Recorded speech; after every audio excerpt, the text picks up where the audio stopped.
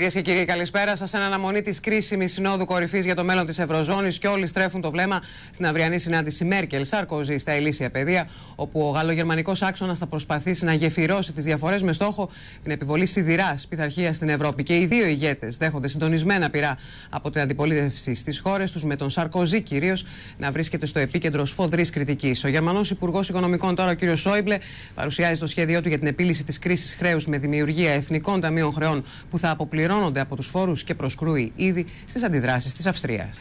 Και σε αυτό το σημείο, κυρίες και κύριοι, το κεντρικό δελτίο ειδήσεων του Αντένα μόλις έφτασε στο τέλος του. Παρακολουθήστε αμέσως μετά το Dancing on Ice. Σας υπενθυμίζουμε ότι μπορείτε να παρακολουθήσετε το δελτίο μας και στο Web TV, στην ηλεκτρονική διεύθυνση του σταθμού. Να έχετε όλοι ένα όμορφο βράδυ. Καλή τύχη σε όλους σας και στο επανειδήν.